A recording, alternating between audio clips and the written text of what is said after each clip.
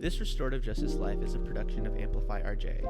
Follow us on all social media platforms at Amplify RJ, sign up for our email list, and check out our website at amplifyrj.com to stay up to date on everything we have going on. Make sure you're subscribed to this feed on whatever platform you're listening on right now so you don't miss an episode. And finally, we'd love it if you left us a rating and review. It really helps us literally amplify this work. Thanks for listening. Enjoy the episode. Welcome to This Restorative Justice Life, the podcast that explores how the philosophy, practices, and values of restorative justice apply to our everyday lives. I'm your host, David Ryan Barcega Castro Harris, all 5 names for the ancestors, and I'm the founder of Amplify RJ. On this podcast, I talk with RJ practitioners, circle keepers, and others doing this work about how this way of being has impacted their lives. Dr. Jones, welcome to This Restorative Justice Life. Who are you? Hey guys, well, I am love, I'm compassion, I'm empathy, I'm a life restored, and I'm grateful to be here. Who are you? I am a restorative justice practitioner full-time. I am the district coordinator of restorative justice and restorative practices for a school district the South Lincoln County area outside of Chicago. Who are you? I'm the founder and CEO of Purple Path, which is an organization that really hones in on the idea of what restorative justice and restorative practices consist of from a life application perspective, and that the power of storytelling. Who are you? I am a wife and I'm a mother of 5 children ranging from ages 14 to 22. Who are you? Who are you? I am Dr. Shaniqua Jones. Who are you? This is great, David. Who am I? To the core, I am a woman of God. I believe I'm unorthodox. I am an anomaly, and I am blessed. Who are you? I am nervous right now all of a sudden, but no, I am, again, I'm a life restored. A journey not shared is a soul not healed. And finally, before we get into the rest of this conversation, who are you? To my heart, I'm purple. All right. Well, we're going to explore all of those intersections. Thank you so much for sharing. Hey folks, I'm Elise, your producer, and today we are welcoming Dr. Shaniqua Jones to the podcast. Dr. Jones is a mother of 5 who has completed her doctoral degree in interdisciplinary leadership with a specialization in higher education. She is also an author and the creator of the Purple Path, as well as being an educator, active community member, and a restorative justice coordinator.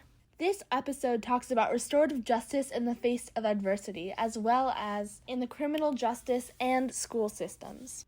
Just as a trigger warning, this podcast episode does discuss the topic of sexual assault and violence at multiple different points within this episode. So if that's not something you're looking to hear today, there are so many other great ways to support Shaniqua Jones that are linked below in the show notes. One new and exciting thing about this Restorative Justice Life podcast is that we are now including transcripts for all of our episodes in order to increase accessibility. To keep up with all of the latest details about our podcast and Amplify RJ as a whole, please check out our social media links in the show notes. Without further ado, let's get right back into this episode. It is always good to start off by checking in to the fullest extent that you want to answer the question, how are you? I'm great. Today has been a very productive day. In this moment, I'm excited. I'm honored. I totally admire you. And so just to be in this space together, it means a lot to me. So, I'm ready to rock and roll, get into my weekend and celebrate some things I've accomplished recently. So, yeah. Yeah, what are those things that we're celebrating? So again, I signed my new contract with the district. So that's an amazing experience. I also just signed a contract to go back and teach as an adjunct at Trinity Christian College. This fall, I'll be teaching 2 courses. One of my biggest accomplishments in the midst of this pandemic is through the Violence Prevention and Reduction Grant. I've been able to successfully train 2,649 people since July of last year up until June 30th of this year. So I know it's time to take a break, especially when you look at the numbers like, gosh, okay. So yeah, I'll be leaving for vacation in 4 days. Yeah, I feel that so much, and I'm not quite to that break yet. I do get a mini break a little bit in July, and then like wait until like the summer PDs, professional developments stop, and then like maybe in September, like starting to like really take a breath and reflect on all of this. But you're someone who as I was starting Amplify RJ, I noticed in the Instagram world talking about restorative justice, and it was interesting because you're still in the Chicagoland area, and our paths, while we know so many of the same people and working in some similar circles, our paths never crossed there.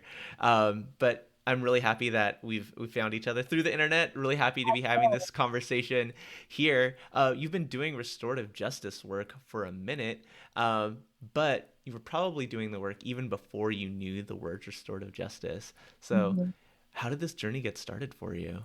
Wow, that's a good question. So, I am the type of student where I have to find the connection between theoretical frameworks and the life application component, right? And so when I started to do a lot of reflection in one of my courses in graduate school, it was really then where I was like, I've been doing this work and didn't have a name for it. Most times you say conflict resolution, or I'm just a peacemaker, or I'm just chill, or I don't like drama, I don't like all those different things that allows us to walk away from dysfunctional situations.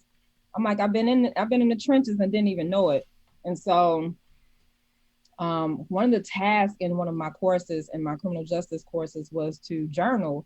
And in my mind, I'm like, I could see us journaling in a social work class. I could see us journaling in any other class that really taps into the emotions. But when you think about criminal justice to its core, or the stigma that comes along with criminal justice that is hardcore, and you don't get to the nitty gritty of your emotions, or you don't get to the why, you don't really care about the backstory, you're just thinking about what's in front of you. And so that's when I really had an opportunity to think about my own life journey. And so to answer your question, really, for me, being a preacher's kid, age of 15, I got to a point where I just walked away from everything I knew or thought I knew or was taught to me. And, no shame or guilt in terms of the relationships I had with those who helped me along my way. But I learned early on that there was such a huge difference in dynamics of conversation and dialogue that when I'm in a school setting, those who were my advocates or my authoritative figures, such as my mom, my ministers, and things of that nature, told me that if I had a question that I didn't understand, or that if the teacher explained something that I didn't understand, ask questions. But then on the other hand, when you are with your congregation from a spiritual and religious perspective, it was seen as a form of disrespect if it was something that I didn't understand. And when I wanted to ask a question, it was like, no, you don't do that here. So, 15, confused, lost, trying to find my way. I started living a life of hell, really, from the age of 15 to 26. And that life of hell consisted of, teen pregnancy, postpartum depression before I had a name for it, depression before I had a name for it, bipolar depression before I had a name for it, and poverty. And not just in the sense of the financial piece, but that poverty mindset, suicidal ideations, attempts, things of that nature, domestic violence, cervical cancer survivor, homelessness, just quite a few different things, rape, sexual assault, and some very disheartening and egregious things have happened. Some things I could control and other things I couldn't. And so when I started to find myself coming out on the other side, it was because of the world of education. Because I always found myself that when I got into a situation that I couldn't understand, or that was very heinous in terms of the actions, I would always go back to the school. I would go back to the community college and, enroll. And I was seen as a high academic scholar, and I wasn't seen as a failure. I wasn't seen as the girl who, whatever name was, for girls at that time who may have been seen as being fast or, whatever the situation may be.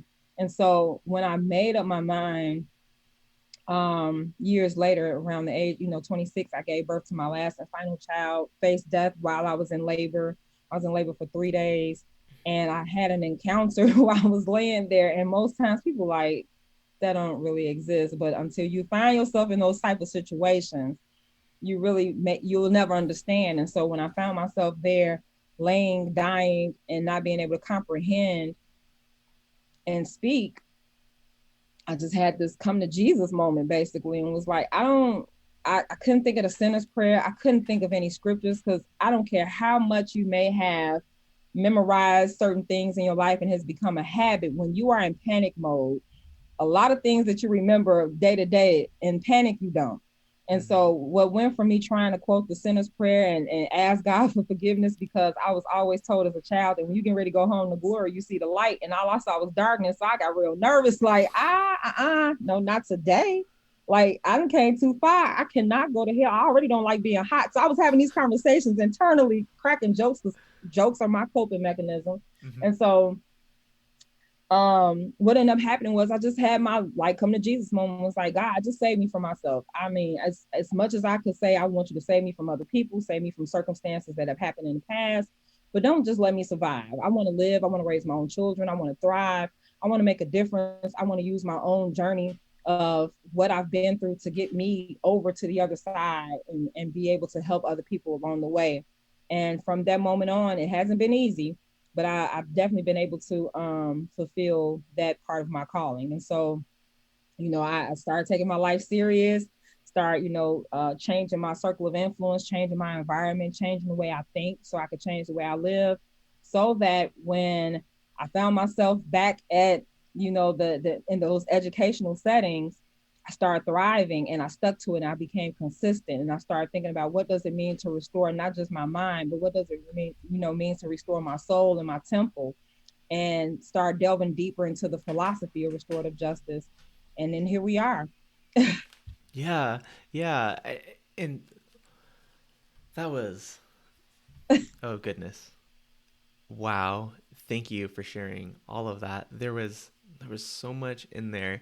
And I think the one thing that I want to pull out right now is when we think about restorative justice in the whole, the words often mean to some people, how do we break the school or prison pipeline? How do we dismantle the criminal legal system and the prison industrial complex? But what I heard there is, how do I restore the relationship with myself? Right. Yep. And, when we talk about restorative justice being about relationships, the first relationship that we have is the relationship with ourselves. And until we do that, we can exhibit behaviors, right? We can ask questions in a restorative way. But if the relationship in here, and I'm pointing to my chest for those of you who aren't watching this, we're not going to have very long in this work. I'm curious, as you were going through all of that process of restoring yourself, learning language for the mental health struggles that you were dealing with, learning language for the health problems, learning language for the academic things that you were encountering, what kept you going? To my heart, it was at the age of 15, I walked away from religion. I walked away from spirituality. I walked away from everything that was considered my foundation. And even though I walked away as a rebel without a cause. And the only difference between the girl I was and the young lady I am now, or adult that I am now, is that I'm a rebel with a cause. And so the things that have helped me, I've had a praying mother. Even when there was times I didn't necessarily understand the doctrine as a whole, but I understood the power in having a relationship with someone higher than you. And even though I didn't have the context, I had the feelings. And so I knew I already envisioned what I could have possibly been prior to all these things happening to me in my life, that I still held on to a glimpse of what that could possibly look like and feel like if I just keep, pressing forward. And then being a mom too, I was young. I had my first child at 17. So my children and I grew up together. It wasn't a matter of me being established and then having children. It was we in the trenches together. And so knowing that God allowed me to birth 5 children and see them flourish. As I began to change, they began to change too. And as I began to learn, I began to teach them in a way that was going to be more conducive to meet their individual needs and not trying to cluster them into like, hey, it's do as I say, not, you know what I'm saying? Things that I may have been taught, I walked away from those ideas because I wanted to be able to not just humanize the people I work with, humanize the work that allows me to pay the bills, but if I can't humanize myself and humanize the people that God has allowed me to birth, then what am I doing? So those were the things that really kept me going, even in times I'm like, this is a wrap. Today, this is it. I can't do it anymore. But no, I'm always in the frame of mind that people are always looking for a miracle. People are always looking for inspiration. And what I'm always pressing on people that even in your darkest times, you inspire yourself. And if you need inspiration outside of yourself, then look at me. If you ever need to see a reflection what a miracle consists of, look at yourself and take a look at me.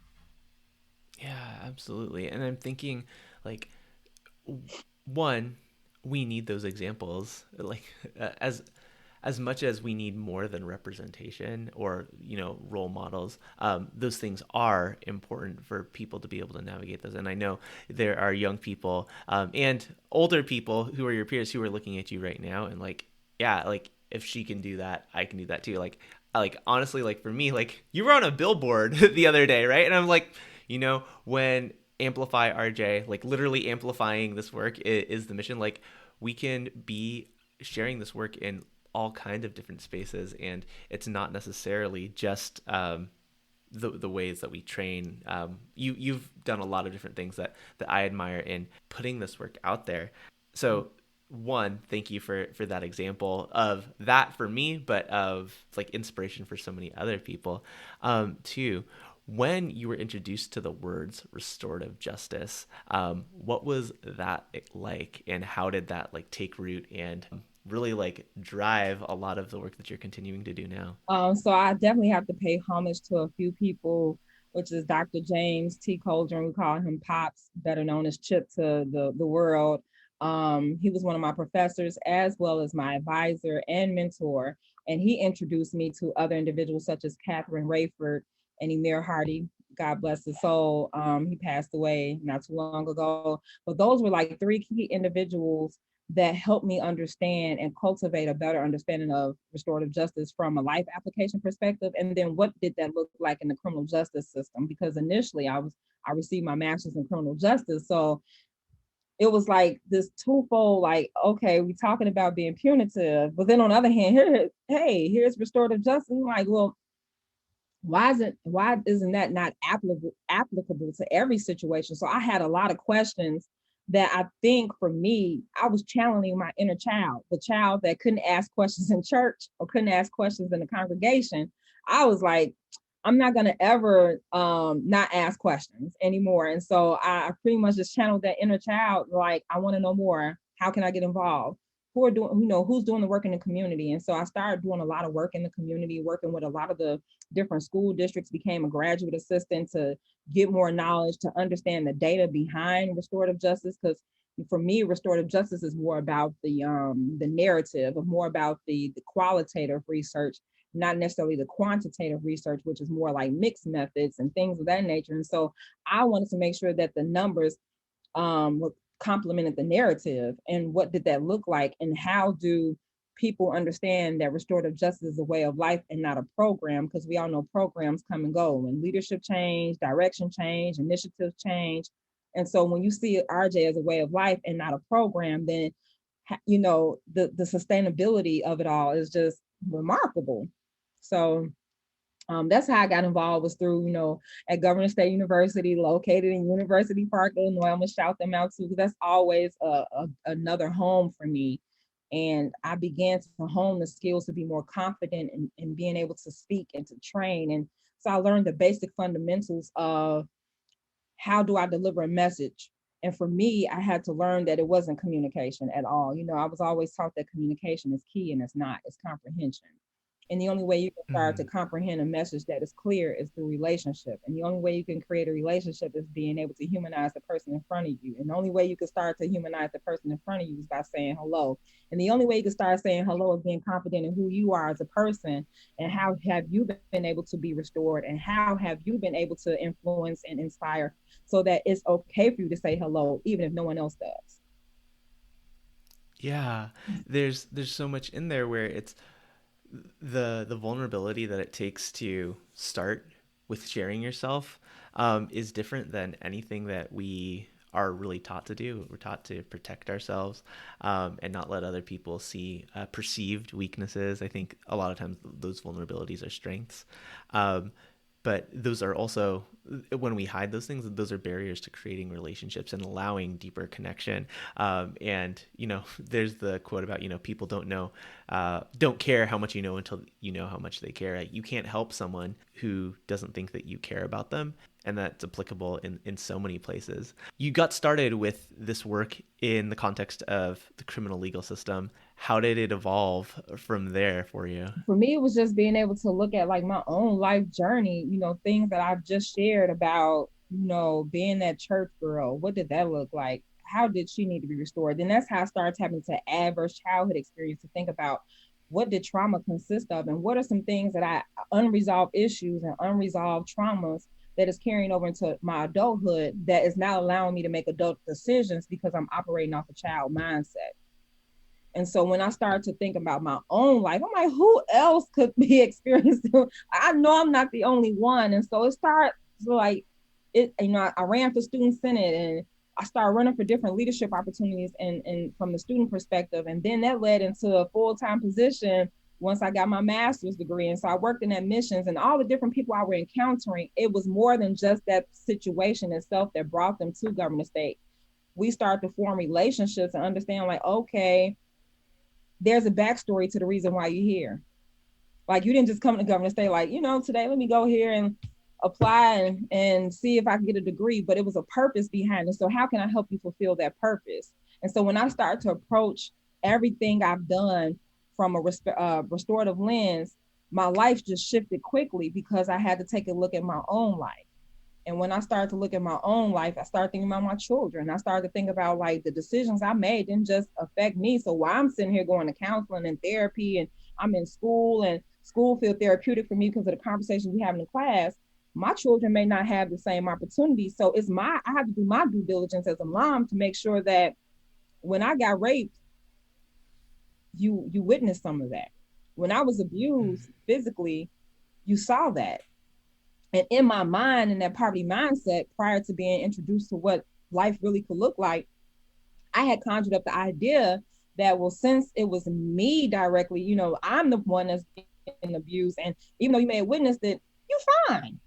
And I was sadly mistaken to even think that way. So like everything I've done, and that leads back to my mantra. I don't know what side I'm on, but a journey not shared is a soul not healed. Like, what is the point of me going through anything I had to go through if I'm not going to be willing to share at least with one person? And from there, it's like parents start reaching out, students start reaching out, grandparents, people that we typically, especially when you talk about ageism, right? And so I can be as knowledgeable as I want to, but there are times where the barrier is because the color of my skin, colorism because I'm dark skinned, the physical of my physicalities in terms of being heavy set and being bald and the tattoos and all that can be like, oh my God, she's dark than what? And I've been able to flourish in who I am because I'm confident in who I am. And before you know, it's just like I just started gaining not necessarily a following, but individuals who like, thank you. I had like you who resonate with the story. I'm like, okay. And sometimes it kind of catches me off guard. Because I could be in a grocery store and somebody like, real quick, sorry, you're Dr. Jones, right? Bald, purple, ha ha ha. You know, like, yeah, and the kids like, oh my God, mom, like my husband and I went to Myrtle Beach and ran into someone. And I'm like, okay, like, God, I know I asked you for a platform and things are moving kind of quickly for me. Just allow me to stay humble and continue to stay focused on doing the work and don't allow me to get beside myself. So That's my story, and I'm sticking to it. Yeah, I'm curious, as like you shared your story with individuals, right? How did you turn that into the platform that is now Purple Path? The one, purple is my, honestly, and this is, no one else would ever hear this other than those who are listening. Purple was not my favorite color. Orange. My husband that I'm married to now, because this is my second marriage, purple was his favorite color. And I'm like, I've never met a man who favorite color was purple. And I was so intrigued by it, not because he necessarily wore purple in everything he did, but when he started to explain the reason why he loved purple so much, and he loves different artists who love purple, if you know what I'm saying. And so Prince yes, and I was either that Prince or the Lakers, but both. you're in Right. Chicago, so yeah, But okay. so I was just like, man. And then when I started to really dig deeper into everything like numbers and colors and things that you consume and things that you see, that's how Purple Path came about.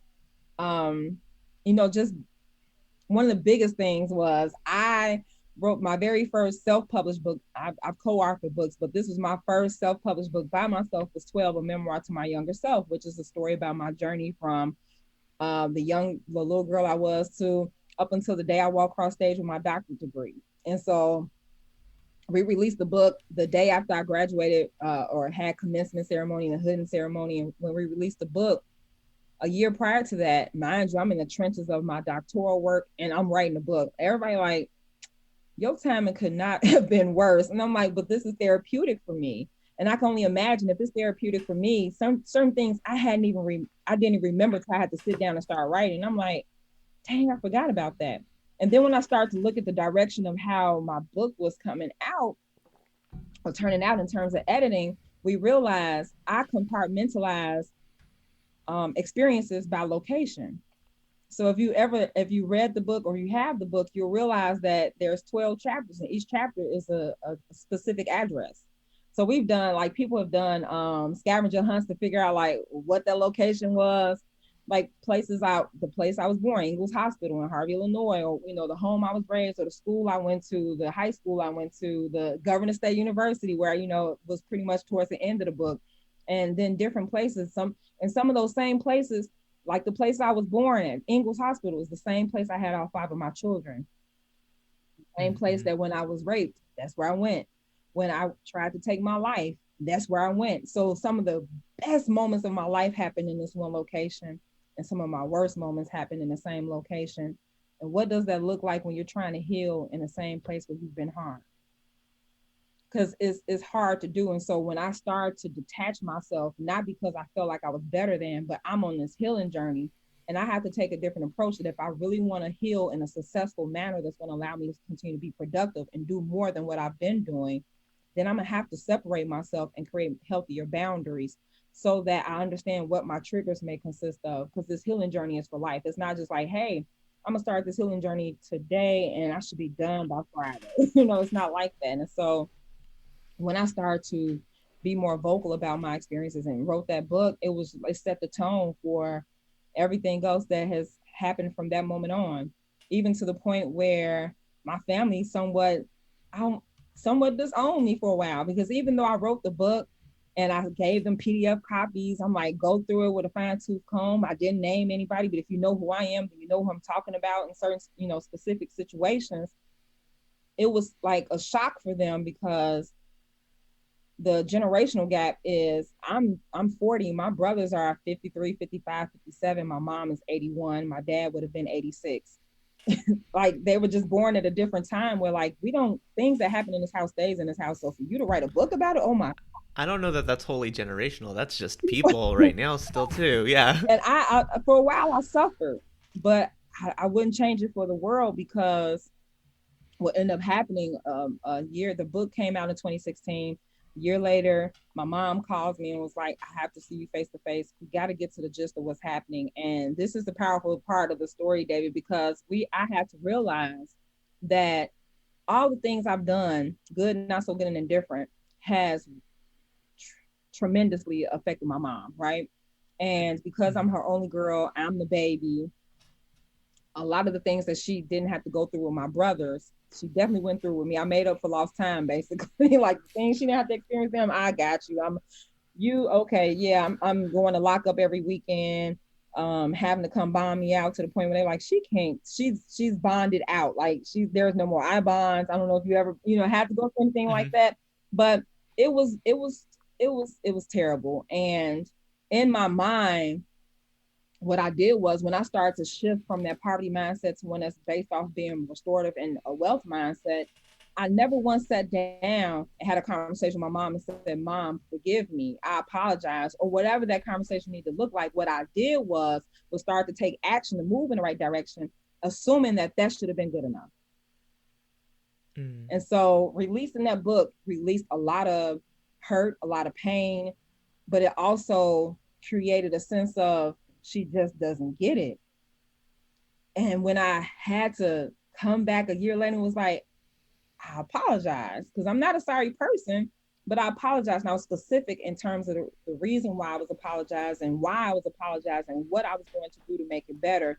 But then my mom also too came and was like, and this is the part I played in. And so we were holding each other accountable in a way that we took, this is what restorative justice looked like, not just in the schools, in the school to prison pipeline or the poverty prison pipeline, or the prison industrial complex, but from a life application perspective, like what does RJ look like in a home? And so when my mom and I reconnected, she was like, you empowered me to write a book about my life. And David, when I tell you 2018, I was like, November 2018 is when my mom book came out. And that one's before I go, right? And what's so ironic, I won't even say ironic, moms, parents, but I can't speak as a father, but as a mom, a mother do their children a disservice when she doesn't tell her children her own story that's appropriate for them at whatever age that you believe is time, right? And so as I edited my mom, I typed, my mom wrote the book, like handwritten the book, and I typed it out. And as I was typing, of course, I'm reading it. And I found out that my mom was raped. And that's how she conceived her third child. And then when you look at my life, I was raped by the person I was married to. She was raped by the person she was married to. And here we are. And so we're connected in ways that we probably don't want to be connected, but that's because we don't have, who's going to be courageous enough to start having the conversations that we typically don't want to have until it's too late. So, my mom, that's my best friend now. You can't tell me anything about Evangelist Anderson. That is my girl. And so I know I may have went on and on, but this is what my life has been about, not just what I do outside, to be a big thought leader in other communities, but this is what it looked like in my home and my family. Yeah, when I think about all of that, it's this restorative justice life, right? It's not this restorative justice job, right? And one, just for people who are listening, you can find all of these books at purplepathdrj.com/books. And of course, those will be linked in the show notes. The first one that you were talking about was 12, a memoir to my younger self. And then, the book that you were talking about with your mom is Before I Go, Let Me Set the Record Straight. So I want to put that out there for folks. But as you were talking about your mom, and one of the things that I'm reflecting on is, we have these experiences with our parents, and when we're young, we don't see them as fully formed people. We're just, I'm just trying to do what I'm trying to do. And a lot of times in our mission, we don't acknowledge that they are still growing, right, as people, and they're moving on. And so when you say like, hey, I'm just going to put this book out, this is my healing journey, your mom wants to be a part of that, right? Your mom wants to heal for herself and get apologies, get restoration for the things that you've caused harm in the relationship, and then like reciprocal the things that she's caused harm in the relationship as well. And that's what this is, getting back into a right relationship. Restorative justice is about this, and in a lot of ways, like, this is exactly what this podcast is about, like sharing both the professional things, which are important, but like, how do we live this day to day? I'm curious now as a mother, how this plays out with you and your children. Oh man, sometimes I promise you, they're like, what happened to being restorative? Like if my octave gets too high, I'm like, I'm really calm, y'all, like for real. And so what I do appreciate is that By me having my first two children at 17 and 19, they have seen the worst of me, and now they are able to see the best of what I've been able to do. And I still have more to come. I was say best is yet to Yeah, and come. so being able to be transparent, it has not been easy because, mind you, I don't have a guidebook. I walked away from the guidebook that was presented to me because there were things that I saw that my mom did. She did the best she could with what she had. And now that she had me at the age of 40. And guess what? I'm 40 now and can't have any more children. That's the wrap. 5, that's enough for me. But, just being able to have those in-depth conversations, I'm their go-to, and I appreciate that. Or they know that they have their stepfather, which they don't consider their stepfather. They call him daddy. They know they have people. And so we able to have those conversations that I could not have ever. Like they probably, some of the things my children come and tell me, and mind you, we're living in a different day and age, but my mom probably would have had the saints come pick me up from the house, take me to the church, put me on the altar, douse me down with blessed oil, like I'm possessed or something. While I'm looking at my children, they're all a reflection of me at different points and times in my life. And so I'm glad that they open to hearing what I have to say, and not just hearing, but taking heed, like, well, how do I do that? Or, mom, I'm like the go-to mom. They'll call me, I need you to talk to such and such because she thinks such and such is about to happen. And I know you've been through something like that. Can you talk to her? And I'm like, you sure? Like, well, let me call their mom because I don't want to step on any toes. And so it's been a beautiful experience. It's not always been beautiful though, being homeless, and in their eyes, we were always homeless in the summertime for whatever reason. We get evicted and we spend the summer at the park and they think it's fun. In my mind, I'm worried half to death or feel like I'm unfit, when in actuality, some things I just couldn't control. And just being able to teach them all the things that I can in an appropriate manner. It's fun. Like we have our game night. My 14-year-old had to cook the other night because I had training after training. And I was like, I don't, learning how to delegate better, right? And delegate in a way that I know these are areas that you love. So I'm not just going to give you any kind of task. I'm going to give you tasks that I know you're going to shine in. But at the same time, I'm going to give you a task that I know you probably don't want to do, but I'm not going to always be here. And so I don't want to enable you. I want to empower you, which takes me to that social discipline window. Like I want to stay in that top right-hand quadrant. So when I make decisions, not every decision, but for the decisions that I know are going to change the trajectory of our lives, I'm always thinking about like that social discipline window. Like, am I staying in this top right-hand quadrant, or am I being punitive? Are we doing it with people instead of to, for, or ignoring the problem? Right. They're able to travel with me. Like, it's just been beautiful. Like, I didn't have my very first real traveling experience outside of church until I was at South Suburban College, which is a 2-year community college. And because I was a high academic scholar, they sent me to Boston. I think I was pregnant with my third child when I went to Boston. And now here it is, my children are going to LA, and we're going to New Orleans, and we're going to Myrtle Beach, and we, going to different places and experiencing different things outside of our comfort zone. And it's just been beautiful. And on the flip side, there's 4 girls.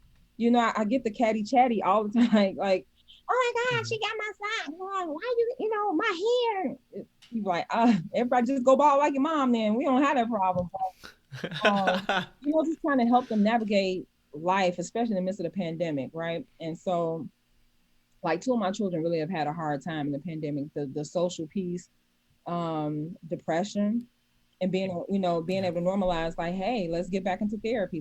Matter of fact, let's not even stop. Let's not wait till something happens. Let's not be reactive. Let's be proactive. But the only way I know what's going on with you is if you talk to me. And then I, as a parent, have to go the extra mile. Like, I'm going, let me come into your room. You don't have to come into mine. Let me come into your space. Let me see what you about. Let me see what you like. Let me give you a one-on-one time, which is so important. But keep in mind, I'm only one person too. And even though my adult children are 20 and 22, they just want my time just as much as the other 3. So it's great. It comes with the highest highs and some challenging moments, but I wouldn't change it. Yeah. I'm like, I'm not a parent yet. Yet. Fingers crossed. We'll get there one day. And when we do that, I was on a walk with my wife yesterday and thinking about, like, the drastic changes that makes to your life, where the cliche is like, your heart is walking outside of your body, um, around outside of your body. And as much as you want to be able to give them all the good things, and prevent any harm from happening, they still have to make the choices. And then how are you there, to respond, and whatever the choices are, even if the choices aren't those that are aligned to the choices that you would make for them, or the choices that you like would have encouraged them to make, in those moments. How has that been, like, considering that we want to be in that with, when those choices are made? How have you dealt with those things? The good news is I'm no longer one of those parents like, I told you so. I'm more like, Yeah. so where do we go from here? And that's always my guiding question. So I'm not placing blame on you. I'm not looking to you to be like, I don't want you to feel like you're less than. I definitely don't want you to understand mistakes to be things where, for me, I learned mistakes were the moment something happens and you don't respond the way most think you should respond, then that's a mistake. But for me, I've been able to redefine mistakes in our household to say, like, the first go round, especially when I know I make sure you have all the tangible resources, the skills and tools available to you. So I don't necessarily see it as a mistake the first go around. What I see it as a learning lesson. And when you make the conscious decision not to utilize the RST, the resources, the skills, and the tools available to you, then that becomes a mistake. And so because of that language alone, and because of the processing of walking away from the idea that mistakes look like this, but in our household it looks like this, it has really changed the dynamics of our relationships and the outcomes that they, from decisions that are being made. Yeah. It's like really the sharing the impact, right? And leading with that, instead of like the shame and blame of like, I told you so, as you were Don't get me saying. wrong, David. Sometimes I'm like, I might have to give them that side look, like, really? Oh, okay. All right. But now that we're back, so, and then too, they hold me accountable in a way that's respectful. And I'm not accustomed to that because that's not something I was taught.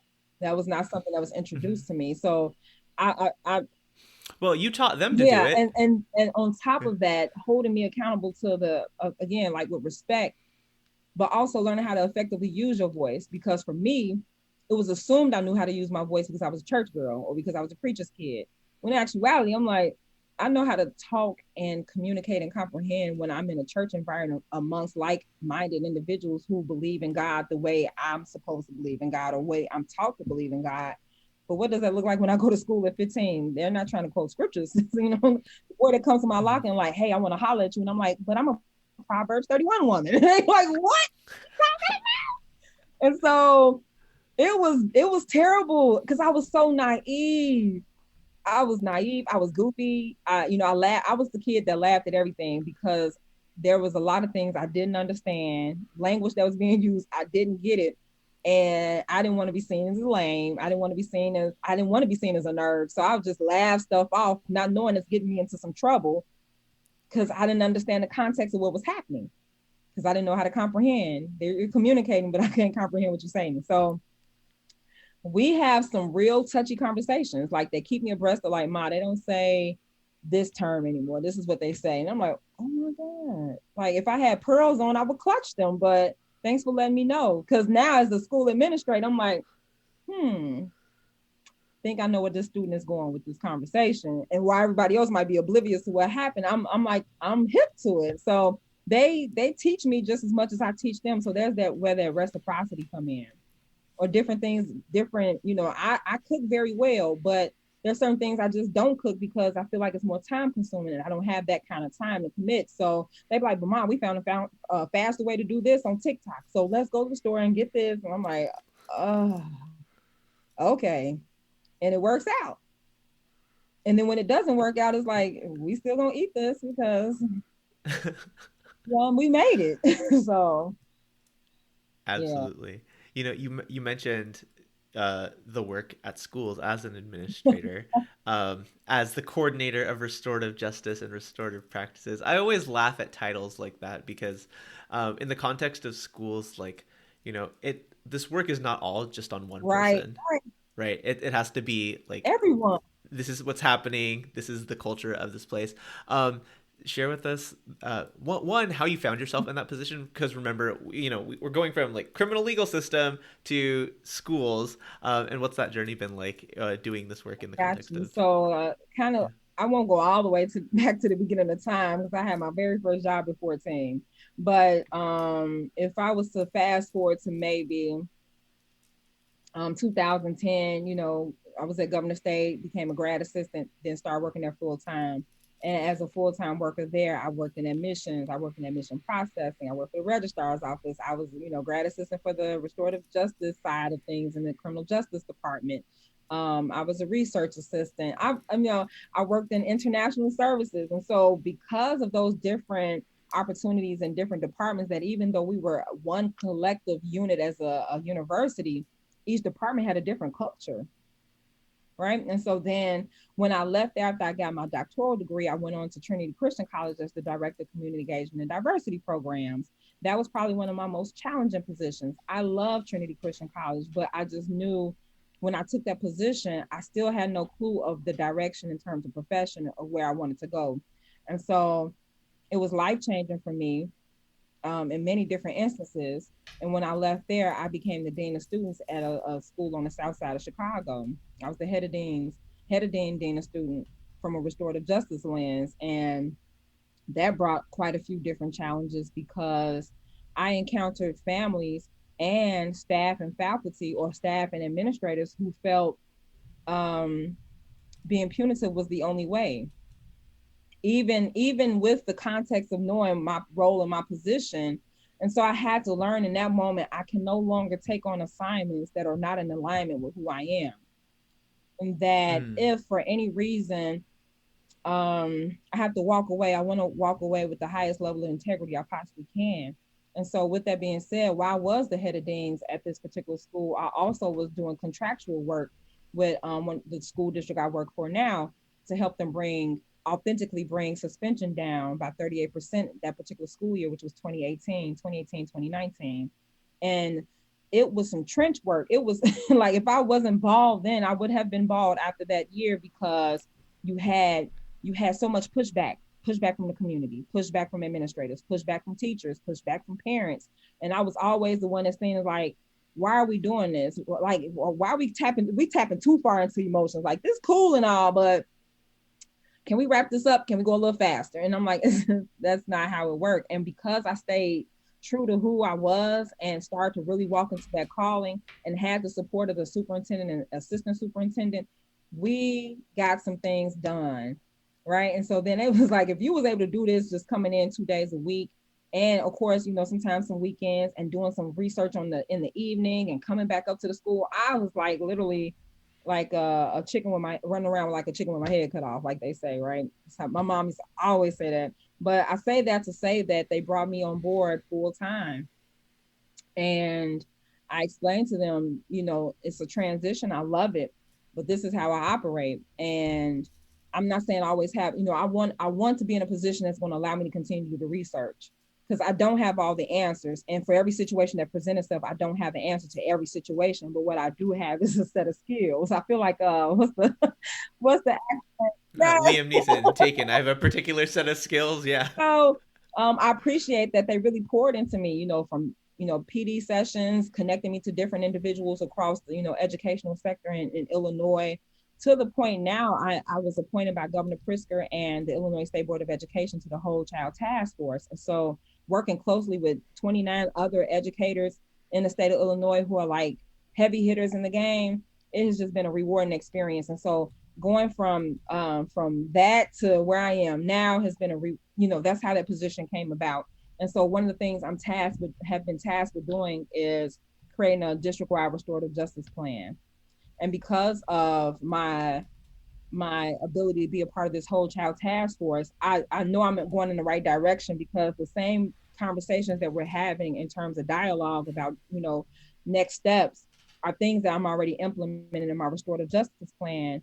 And that restorative justice plan also includes 6 courses that I created, like RJ 101 to RJ 106, like the basics of restorative justice, going back to the foundation, doing I created a pre-assessment tool and a post-assessment tool. So, prior to us, starting that series of 6 courses, you got to take the pre-assessment. And then when you finish with the 6th course, the post-assessment. And then how do we stretch that out over the next year so that it's not like we just giving every RJ 101 to 106 got to be done within the next 2 weeks. No, what does it look like to take a step back and focus on classroom management from a building social capital lens? What does it look like to, in terms of trauma and empathy? What does that consist of? How many layers of trauma? Because most times people think trauma is just about that one isolated incident, or it has to be the most egregious. Like there's no in between for people. It's like either like one thing or every day, all day. And so, explaining to them the different types of trauma and how does that impact the brain, and how does it impact the brain in terms of poverty, and how does that also impact the brain in terms of poverty and the learning process, and how do we walk away from those different labels, such as being a student with special needs. Aren't we all students with special needs? We just may have a different set of special needs, so like what does that language need to look like that's going to be tailored to meet the needs of the students we serve, because we have about 5,500 students. And so and then creating a student response team. So it's not a matter of just deans coming together when something goes wrong, but what does it look like to just have a team of individuals, a like-minded individuals who have been trained, who've been probably trained at a different level than the entire district. But then what does that look like for us to come together to just talk about different things that are happening in the communities that we serve? And then what do community liaisons look like? What does our memorandum of understanding look like when we have different partners coming into the school building? They need to be trained as well. What about the people who work for the bus company? What about the bus monitor? And then how do I guide that conversation to tell them, to show them the implications of what restorative justice have the ability to do in terms of saving money? Because unfortunately, if we're gonna be honest, you gotta make the business case. So I'm telling like, hey, if this bus company has to have 2 bus monitors opposed to 1, because the bus driver has to focus on driving while the bus monitor has to focus on the children. And if we have situations that haven't been resolved in the school, how does that spill over to the curb, that spills over onto the bus? And now they have to hire more bus monitors to keep the bus driver and the bus monitor and the students safe, because of things that could have been handled at home, in school, and all these other different opportunities could have presented themselves prior to them, having these huge incidents. And now look at the amount of money you're saving, because we're being more restorative in nature in terms of changing the trajectory of the climate and culture that we serve. What does that look like when we're talking about police officers on campus? Yes. And I'll be honest with you, I have one of the best SROs in one of my school buildings, because he lived in the community. He went to that same high school, and he's not punitive. He does not come in with his plain clothes. He don't come in with like, hey, I work for such and such police department. And so for me, it's about posture, because when I think about CPS, right, and how they had this huge, Chicago Public Schools in terms of, having SROs and not having SROs. For me, it's more about, do you know the environment that you serve? Because you have to make sure that you have tangible resources available to meet the needs of those you serve. So what might work in one school, even if your entire district, what might work in one school may not work in another. And then on top of that, what is the posture of the individuals that are coming in and outside of your building? What does that customer service experience look like? Because we're all human. We've all been, we all have been consumers. And I know I will go out of my way to an establishment if I know they've been able to humanize my experience, if you feel welcoming, if I feel invited, if they're saying hello, if they want to know my name, do they want to know like, hey, Dr. Jones, I apologize. I know you're off the clock, but would you rather go by Dr. Jones? Or would you like for me to call Shaniqua? How the kids doing? Like, I love that personal relationship that even like I'm sold, And so what does that look like when we're talking about going into these school buildings? What does the curb appeal look like? How does the walls look like? Am I able to tell the difference between a juvenile detention center hallway and a school hallway? And what is the aesthetics like? Who are the first people am I encountering? Do I get the same respect as a parent if I come in with a bonnet on my head opposed to having on a suit and kitty heels?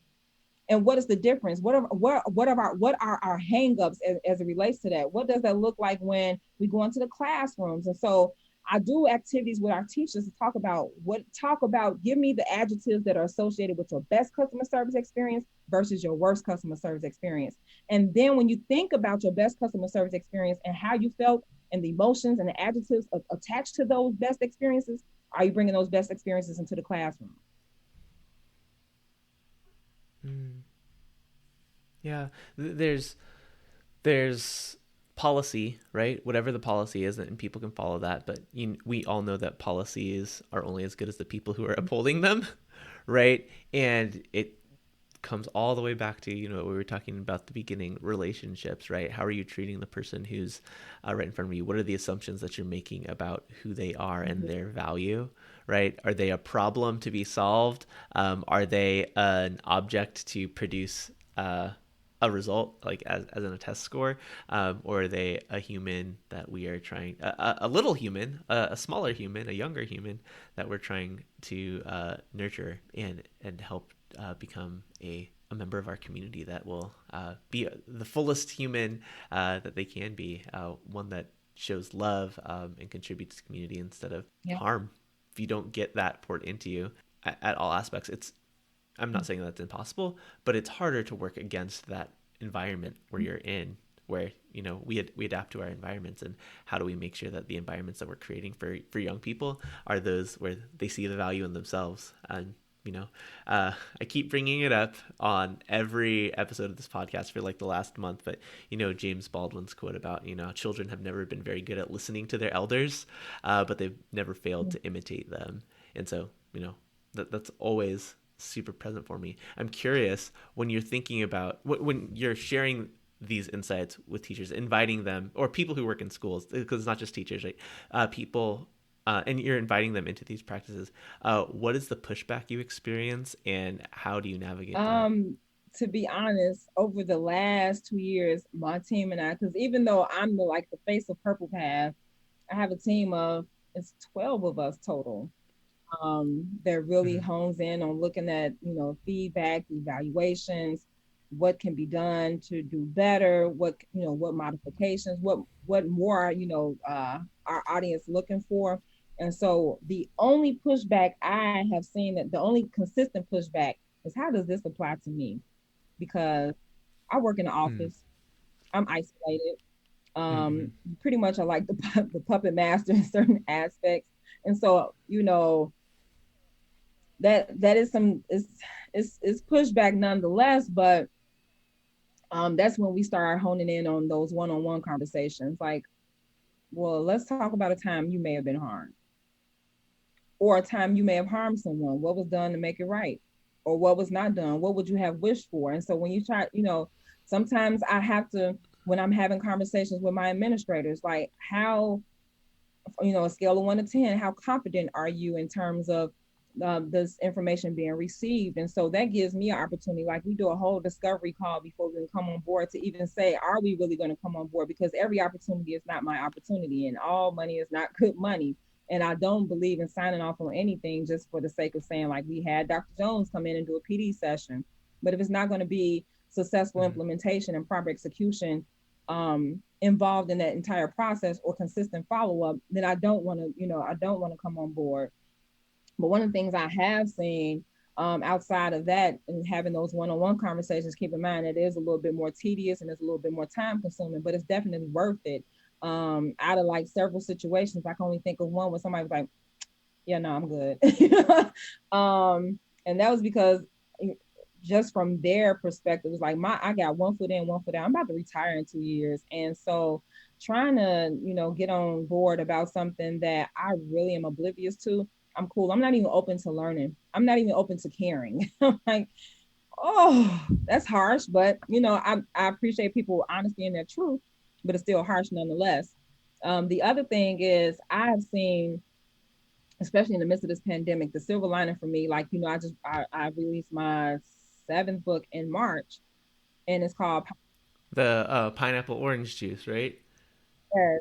It's a whole story behind it. And it started building momentum because parents who are parent coordinators like, hey, can we get Dr. Jones to do like a book club with us? And so I did a book club. Shout out to, elementary school district 159 in Matson.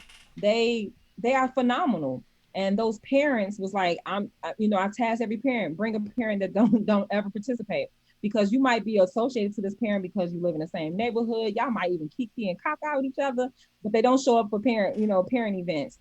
And so my task for you is to find the reach, and bring them on board. And it's been like so enlightening to the point where, my team and I like, maybe this is another opportunity. And for me, it's been this pandemic has really shown us how we need to and have been redefining the village. And so I've seen situations where, parents and educators who typically are at odds with one another, and that child may be the manipulative in between, because they know, like, my mama not about to talk to the teacher not about to talk to my mama, so I could play both sides of the fence. I've seen it happen one too many times. And now the anxiety that once come along with seeing that prefix of that phone number come up from the school and the parent not answering, because mind you, I'm a parent of 5, and I'm like, dang, like, what's happening? Like, Ariel, turn your camera on. Like, oh my gosh. But because of that, we've been able to really get to the gist of what's happening, so we can understand that this is our child. It's not your child. It's not my child. It's our child. And so, for me, it's just been the 4 R's in the midst of this pandemic, which is reimagine education, reciprocity, redefining the village, and restoring humanity. Yeah. There's, and it's interesting, like, the circumstances under which you're writing.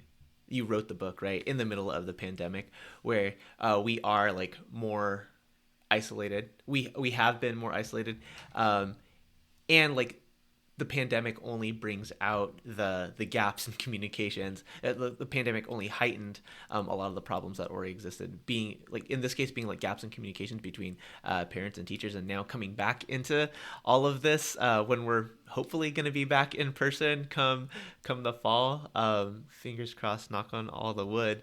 How can we make sure that those relationships and that sense of community is stronger? Because like there is no going back normal, to quote right. unquote normal. I'm with you.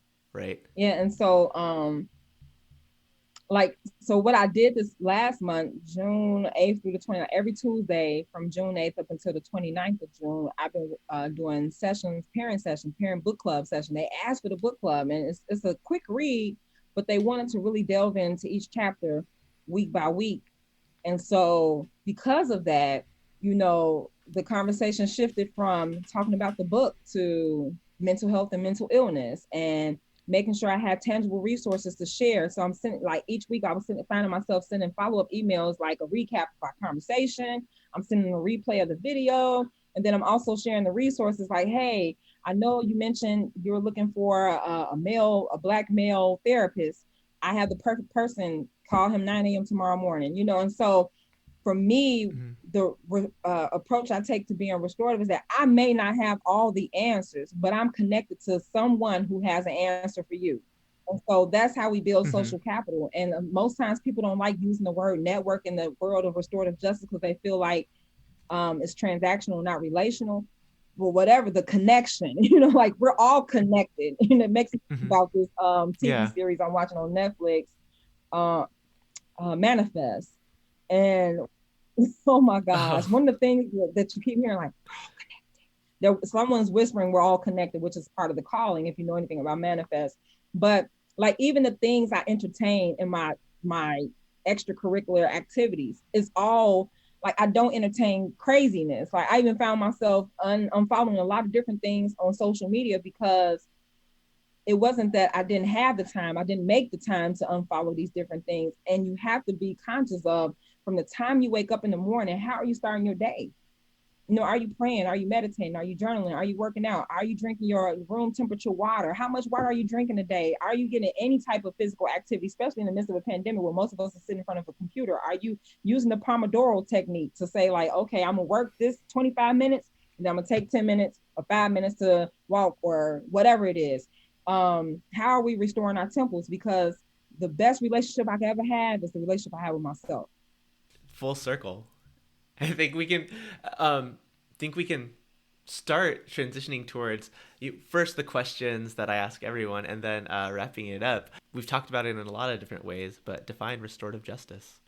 For me, restorative justice is being able to bring those who have been harmed by any particular situation, direct or indirect, together to come to an agreement in terms of being able to give voice to the person who was harmed, not placing labels, because it's easy for us to say this is the victim, this is the offender, until you get in the situation, and we put too much power on titles, and then we're not able to really get to the gist of the why and get to the root causes, and it's never one and done. So for me, restorative justice is a way of life as it relates to the things that happens or occurs to us on a daily basis or weekly basis, and not allowing those things to build up to the point where we explode and now we're not allowed to be our best selves. And so, coming together, realizing that the harm exists, being able to speak about that harm and how did that harm even come about, so that we can have tangible tools, skills, and resources available to us so we could come to an agreement, give voice to that, and hold ourselves accountable to that process, build those competencies, build those relationships, build social capital, continue to be safe, and make sure resources are available in those conversations. And then what the consistent follow-up look like, because it's not a one and done. It's not a matter of like, okay, let me check this off my list. And so for me, that's what restorative justice is about. Restorative justice is a way of life. Beautiful. What has been like an oh shit moment where you've messed up, and what did you learn from it within the context of this work? My husband. When you are seen as a big thought leader and you have a platform, no matter how small or how large, if you consider an influencer, whether that's online, your online presence, or face-to-face presence, stay true to yourself and stay true to the people who are helping you along the way that may be behind the scene. And for me, that was one of the things that was an oh shit moment for me, because my husband I've known him since 2006. We got married in 2012. He's been in the trenches with me. He's seen the best of me. He's seen the worst of me. And I lost sight of my marriage. I wasn't making time. And so while I'm helping my children, while I'm restoring a relationship with my mom, I think I'm good. I'm restoring the relationship I have with myself, or, the work I do with the children and the youth and the communities and the parents. That one person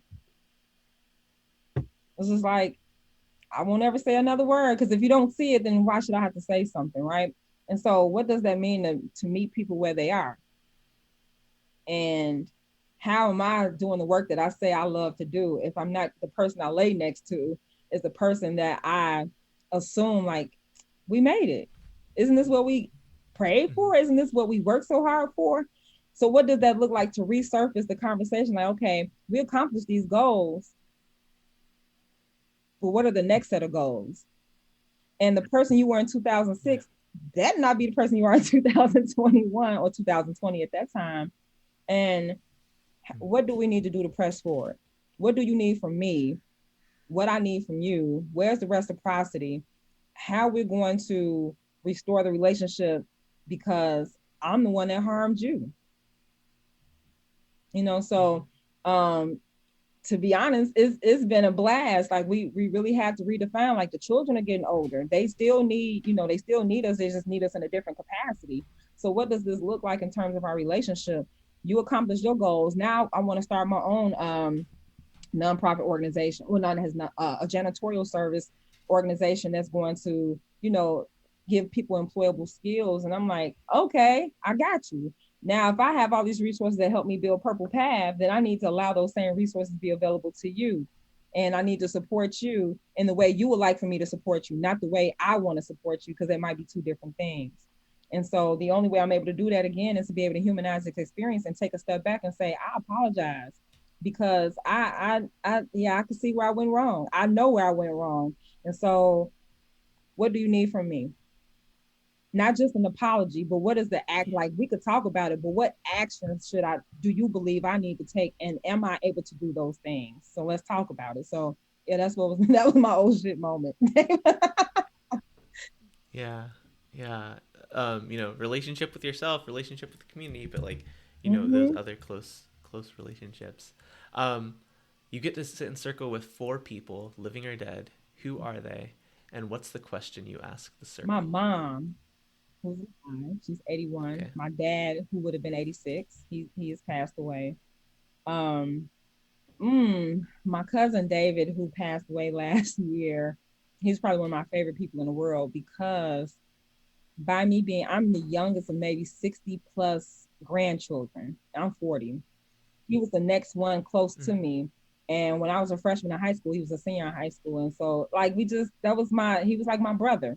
He was more of a brother than he was a cousin. And he just passed away last year, through somewhat COVID related and then other situations that were happening. And I wasn't prepared, but I don't think we ever prepared. But if I was able to have my father, him, my mom, and I'm not necessarily sure about that fourth person because it would sound ideal. Like I'm not like, oh, it would be Oprah. I love Oprah. No shade.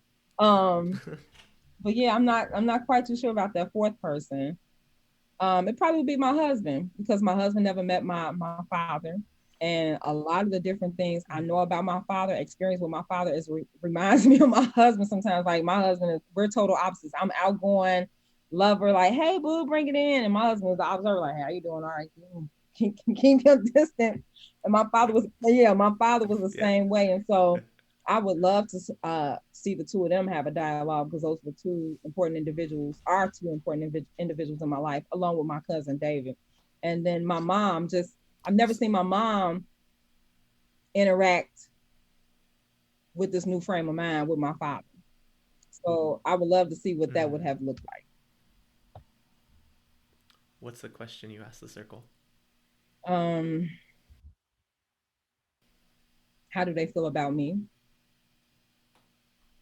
I know that might sound selfish, but when I think about decisions I make, those are the individuals I think of, or like outside of myself, because I'm gonna make the decision I want to make, but I definitely think about them and my children. But yeah, especially when you talk about my father and my husband and my mom, because my mom think my husband is the best thing ever. And this, I'm like, I know I would never tell you anything. Like that's another thing I've learned. When there's a disagreement between husband and wife, do not take it to the family. I learned that a long time ago. And so if I could help someone else in terms of being restored and having a restorative conversation, like don't go to bed angry, have the conversation. I don't care how hard it may be. Be honest with each other. And if you find yourself finding your spouse not your best friend, and you can name other people outside of the person you married, then that's something you might want to, need to talk about. So yeah, that would be my question. Like, how do they feel about me? Yeah. What is a place, situation, or instance that you've witnessed or observed recently where you wish people knew this work? And it doesn't have to be like the most serious thing, but what's a time that you witnessed recently where you wish people really knew this work? Oh man. So we have some incoming freshmen, 15. It's down to 11 now. 11 freshman students just graduated from 8th grade. So keep in mind, they've never been in person. And one of the things, like the program is great. It's a summer program. And not only is it's a program that starts from their freshman year and help them navigate. And they collaborate with our school district to go along, follow their whole process from freshman to senior year. By the time they get to their senior year, they would have like 8 different certifications in terms of all these different economic opportunities with CETA, which is a community organization. And so one of the young ladies had a full panic attack, but because no one knows each other, my superintendent and assistant superintendent was like, they didn't have the context to what happened, but they did get like a case note from someone. So to fast forward, the case note basically consisted of, they didn't understand what happened because everybody was sitting in a circle introducing themselves. But what they didn't know was that was a trigger for that particular student because one, she already had already had been diagnosed with anxiety prior to the pandemic, but it has significantly increased during the pandemic. And now this is her first day being around other individuals outside of the people she lived with because of the pandemic. And the moment that everybody stared at her and waited for her response, she just had to get up. She wasn't disrespectful. She didn't curse anybody out. She just got up and ran out. And it was alarming because it's like, what happened? Like, so everybody trying to think like, let's reverse, let's rewind. Like what was said, what was done. what did we do? And so when they sent the case note and then it came to me, I was able to go into the school, go into the program that following day, met with the student along with another colleague of mine who works for CETA that I'm connected to because she was trained by me. So it was like, oh, we about to do this together. And so, we high five and like, hey girl. Mm-hmm. And so we bring the student in and we're talking to her. We didn't talk about the situation. We didn't start off like, hey, what happened yesterday? It was like, hey, boo, was good. How you doing? And I've always asked God to continue to give me a spirit of discernment because I approach people the way I need to approach them. Each person needs something different. And so as we're talking to the young lady, she's like, I can't wait to get home because I need to play the piano. And she started naming some of the things she do, not to brag, but just during conversation. She talks about she know how to speak Korean, she speaks Japanese, she loves anime, she played piano, she volunteered for a church. It's like all these different things. I'm like, she's 14 years old. Like, oh my God, I need to, like, God, give me the words to say to her because I need her to know, like, your life matter. And if for any, like, what can I do to assist you during this journey? Because one thing I can share with you is that I too have anxiety. And these are some of the things I've been able to do. And she was like, yeah. And when she started going down the list, like, yeah, my AirPods had died. So I couldn't listen to the music, the list that I, like she had all these measures in place. Like, hey, my AirPods died, and the playlist I created, I couldn't listen to. And then the necklace that my grandfather had gave me had its ashes, I forgot to put it on that morning. Mm-hmm. So all the things she typically would reach for or have access to, she didn't. And so I was like, all right, I'm about to go to Walmart right now. I'm about to get you a charger that's going to stay here. And because of her, I started doing some research and found out about the food fidget cube, little clicks and buttons and stuff. And it allows you to really just calm yourself. And, I told her about breathing techniques, and then I bought like a little pop-it.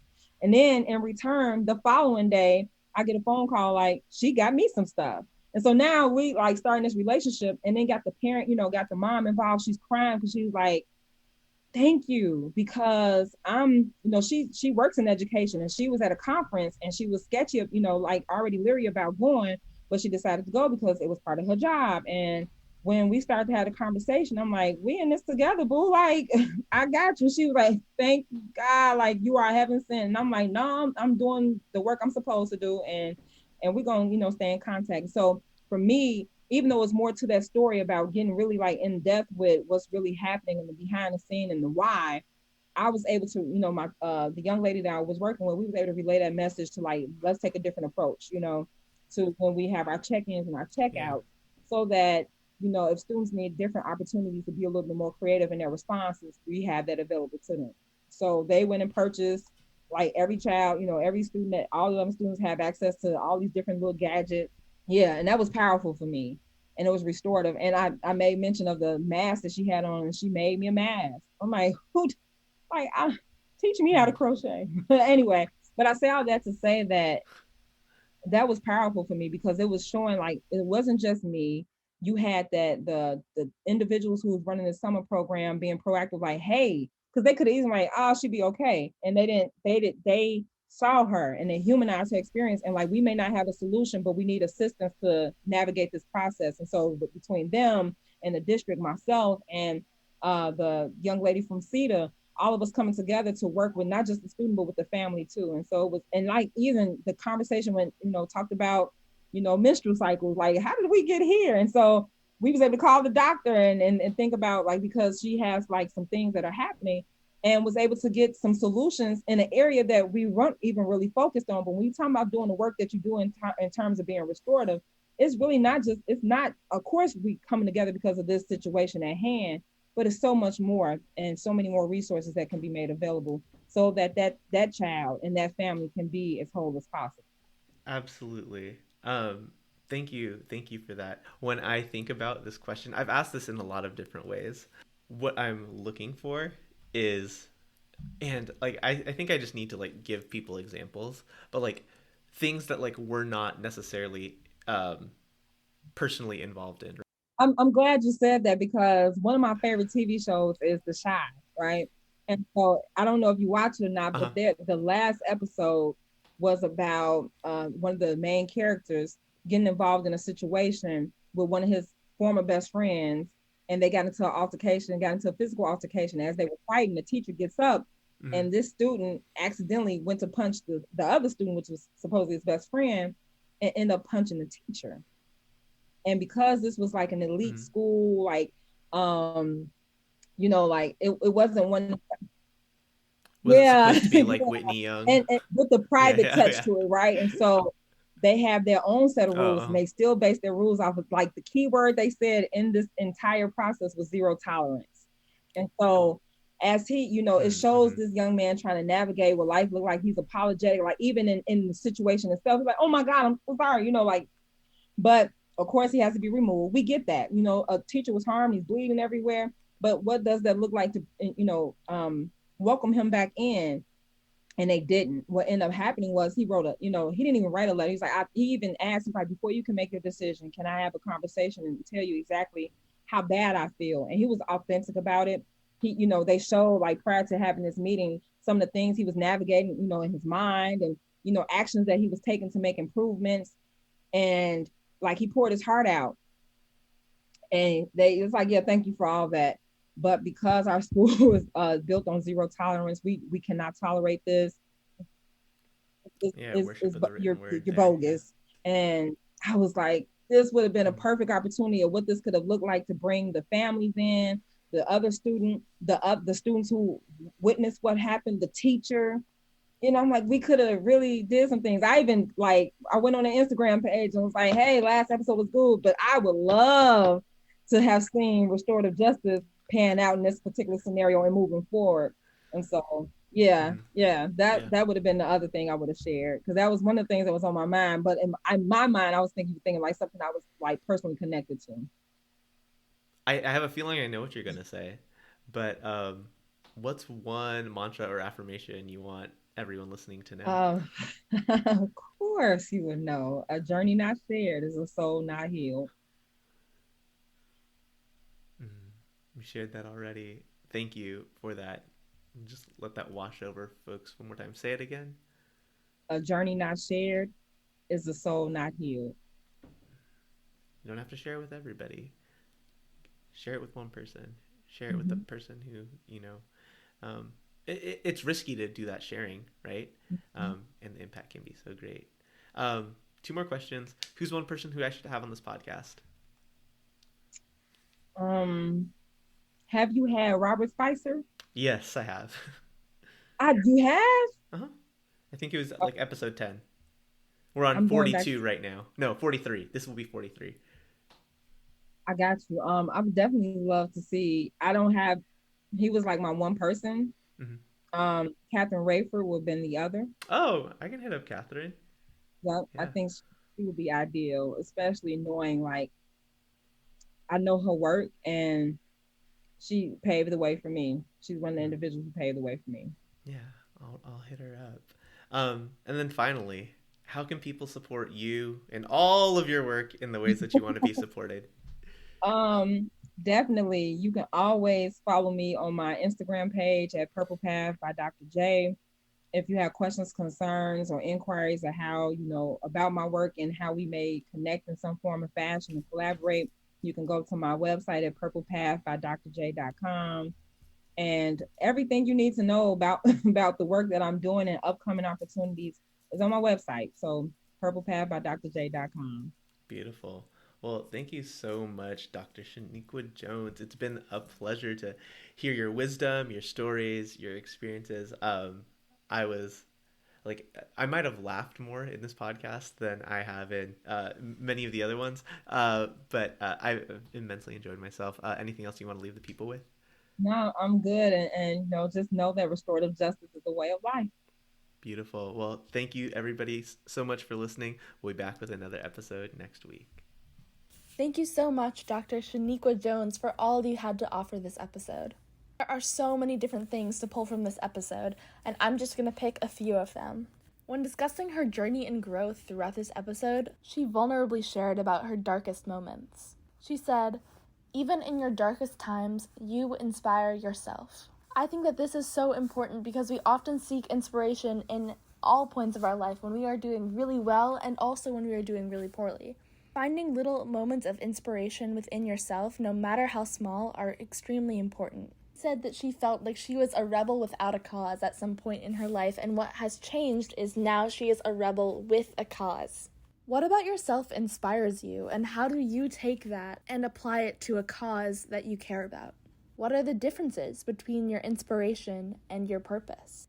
This episode also really helped me break down communication. Dr. Jones brought up that comprehension is key. We often talk about listening to understand, but we don't always talk about communicating with the purpose of comprehension. The difference is that this goes one step further because it evaluates not only how we listen, but also how we talk. It also addresses the idea of impact versus intent because you can communicate one thing and comprehend something different. How do you factor comprehension into your everyday communication? As always, don't forget to check out our show notes below in order to support Dr. Jones and Amplify RJ. And thank you all for listening. I'll see you next week. Like what you heard? Please subscribe, rate, review, and share this podcast on whatever platform you're using right now. It really helps us further amplify this work.